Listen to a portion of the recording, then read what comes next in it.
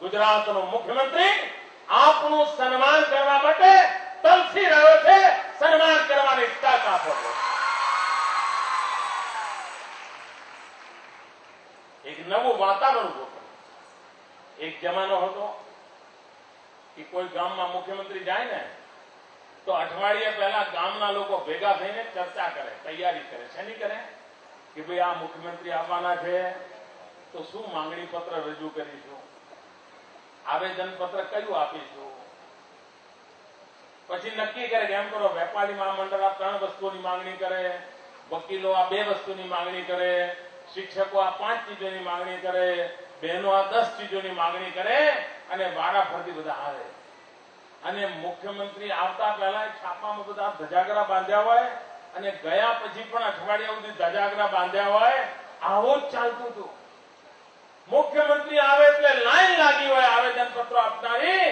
પહેલી વાર એવું બન્યું છે કે રાજ્યમાં એવી સરકાર છે કે લોકો ચેક આપવા માટે લાઈન લગાવે છે. સામે ચાલીને ચેક આપવા માટે, કન્યા કેળવણી માટે, દીકરીઓના શિક્ષણને માટે સામે ચાલીને લોકો ભાગીદારી કરવા લાગ્યા છે. એક વાતાવરણ બન્યું છે અને આ વાતાવરણ આવતીકાલના સમૃદ્ધ ગુજરાતની નિશાની છે, આવતીકાલના પ્રગતિશીલ ગુજરાતની નિશાની છે. પણ આજે જયારે ઉત્તર ગુજરાતની ધરતી પર આવ્યો છું ત્યારે, અને હું ઉત્તર ગુજરાતનો સંતાન છું એટલા માટે, આ માટીમાં હું મોટો થયો, એની ધૂળ ખાઈને હું મોટો થયો. જેમાં ધરતીનું મારા પર ઋણ છે એમાં ધરતી પર મારો અધિકાર છે. મારે અહીંયા નાગરિક ભાઈઓ બહેનોને, પ્રત્યેક મા બાપને એક દર્દ ભરી અપીલ કરવી છે. હજુ પણ ઉત્તર ગુજરાતમાં દીકરાઓ જે જન્મે છે એની સામે દીકરીઓના જન્મવાની સંખ્યા ખૂબ ઓછી. થોડા સમય પહેલા 1000 દીકરાઓ જન્મતા હતા તો 800 જેટલી દીકરીઓ જન્મતી હતી. 200 નો ગેપ હતો. 200. આપ વિચાર કરો, સંસાર ચાલશે કેવી? 1000 દીકરા હોય, 800 દીકરીઓ હોય, સમાજ જીવન કેટલું તૂટી પડશે, સમાજ જીવન કેવું બેનકેર થઈ જશે.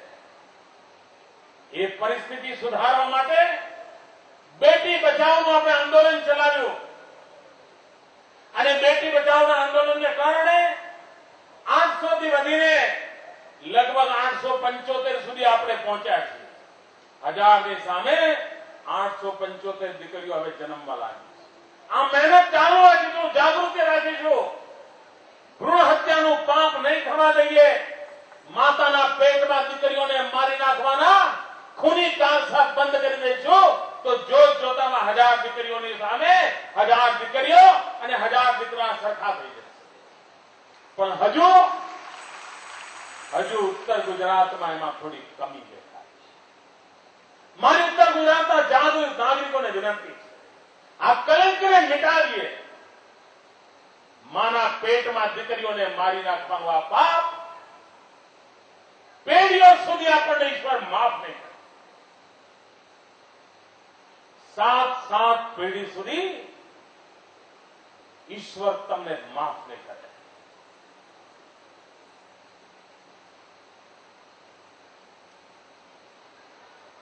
માના ગર્ભમાં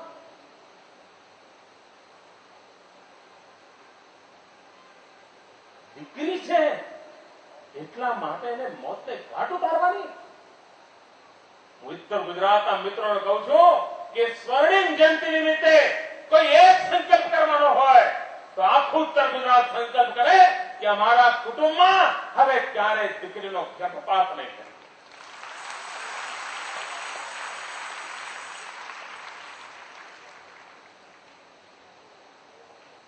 સમાજની આ બુરાઈઓ સામે લડવું પડે. આપણું ગુજરાત એવું હોઈ શકે જ નહીં કે જેમાં આ પ્રકારનો ભેદભાવ હોય. અહીં સૌને સમાન તક હોય, વિકાસ માટેનો અધિકાર હોય, શક્તિ પ્રમાણે ને સામર્થ્ય પ્રમાણે એને જ્યાં પહોંચવું હોય એનો માર્ગ મોકળો હોવો જોઈએ અને આ સૌને સાથે લઈને ચાલવાનો પ્રયાસ આ રાજ્ય સરકાર કરે. 2010માં ગુજરાતની સ્વર્ણિમ જયંતિ છે. ગુજરાતને 50 વર્ષ થાય છે. આ 50 વર્ષ કેવી રીતે ઉજવવા છે? સામાન્ય રીતે આ 50 વર્ષ ઉજવવાનો કાર્યક્રમ આપણા દેશમાં થતો હોય છે. આપણી દેશ આઝાદીના 50 વર્ષ થયા, કેવી રીતે ઉજવો તમને કોઈને ખબર છે ભાઈ? આપણી આઝાદીના 50 વર્ષ થયા એ કેવી રીતે ઉજવ્યા તમને કોઈને ખબર છે? કોઈને ખબર નથી. કેમ?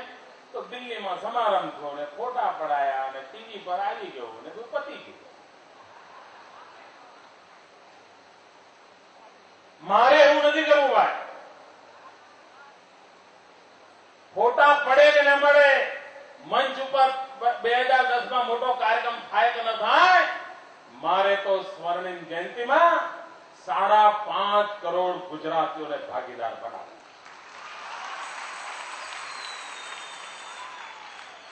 તમે આપણા કુટુંબમાં પણ જોયું હશે કે દિવાળી આવવાની હોય તો સમજદાર માં હોય, જાગૃત પરિવાર હોય તો કેવું કરે? દિવાળી નિમિત્તે ઘર કેવું આમ ચોખ્ખું ચણક કરી નાખે કે ચલો ભાઈ માતાજી પધરાવવાના છે, નવરાત્રી આવવાની છે, જરા ઘરની સફાઈ કરો. એના પહેલા એમ કે ગણેશજી આવવાના છે, પધરાવવાના છે, ચલો ઘરની સફાઈ કરો. દિવાળી આવવાની છે, ચલો વાસણ આમ ચકચકાટ કરીને મૂકો, જરા નવા પડદા બનાવી દો, જરા બારી બારણા જરા સરખા કરાવી દો, કઈ નાની મોટી વસ્તુ ઘરમાં ખરીદવાની તો ખરીદી લો. દિવાળી નિમિત્તે આપણે કરતા હોઈએ છીએ ને બધું. એ બધું કઈ દિવાળીના દિવસે જ વાપરતા હોઈએ છીએ, દિવાળી પછી પણ વાપરતા હોય છે. પણ દિવાળીને નિમિત્ત બનાવીને ઘરમાં 2-4 સારી ચીજો કરી લેતા હોઈએ છીએ. અરે ઘરમાં દીકરો કે દીકરીના લગ્ન હોય તો સમજદાર મા બાપ શું કરે? ચલો ભાઈ દીકરાના લગ્ન જ બધાના કપડા નવા સીવડાવી દો. કેમ પહેરવાના નહોતા હતા કપડા ઘરમાં, પણ એ નિમિત્તે સારા કપડા બની જાય. સ્કૂટર હોય જૂનું તો ચલો ભાઈ નવું સ્કૂટર લાવી દો, દીકરાના લગ્ન છે. સાયકલ જૂની હોય તો ચલો ભાઈ નવી સાયકલ લાવી દો, દીકરાના લગ્ન છે. એ દીકરો સાયકલ પર પરણવા જવાનો છે, પણ એ બહાના નીકળે સાયકલ ઘરમાં આવી જાય નવી, એટલા માટે સાયકલ નિમિત્ત બનાવે. પૈસાના સદુપયોગ કરવા માટે ઘરમાં સ્થાયી વસ્તુ લાવે. કોઈ કુટુંબને પોસાતું હોય તો ચલો ભાઈ ફ્રીજ લાવીએ, કોઈ કે ના આવે નવી બહુ ઘરમાં આવવાની છે, વોશિંગ મશીન લાવી દો ભાઈ. નહીં તો ભણેલી ગણેલી બહુ આવશે, કપડા નહીં ધોવે, અને કપડા ધોવાનું કહીશું તો આપણે ધોઈ નાખશે. એટલે મિત્રો કોઈ પણ પ્રસંગને લઈને આપણે પરિવાર જીવનમાં કઈ ને કઈ વસવાટ કરી લેતા હોઈએ, વસ્તુ વસાવી લેતા હોઈએ, કુટુંબમાં સ્થાયી ભાવ પેદા કરતા હોઈએ. અગર ભાઈઓ બહેનો ઘરની અંદર કોઈ સારો પ્રસંગ હોય, એનો ઉપયોગ ઘરની સુખાકારી વધે એના માટે કરતા હોઈએ, તો રાજ્યનો સારો પ્રસંગ હોય તો રાજ્યની સુખાકારી માટે પણ આપણે બધાએ એક ડગલું ચાલીએ તો રાજ્ય ક્યાંનું ક્યાં પહોંચી જાય. મિત્રો સંકલ્પની એક તાકાત હોય. એક વાર જો માનવી સંકલ્પ કરે તો એ સંકલ્પ કરીને ધાર્યા પરિણામ લાવી શકાય છે. અરે ઘણી વાર કોકે આપણને આશીર્વાદ આપ્યા હોય એની તાકાત કરતા આપણે લીધેલા સંકલ્પની તાકાત વધારે હોય છે. કોઈ વાર કોકે આપણને સદબુદ્ધિના વચન કયા હોય, એ સદબુદ્ધિના વચનોનું પાલન કરીએ એની જે તાકાત હોય છે એના કરતા આપણી પોતાની સદબુદ્ધિથી કરેલો એક નિર્ણય અનેક ગણી તાકાત વાળો હોય છે. અરે ઇતિહાસ કે છે એક સંકલ્પ કરીને પણ માનવી આખા ઇતિહાસ બદલી નાખ્યા છે. તો વ્યક્તિના જીવનમાં સંકલ્પ કેટલી તાકાત કરતો હોય છે. આપણી ગુજરાતની ધરતી પર જન્મેલા પૂજ્ય મહાત્મા ગાંધી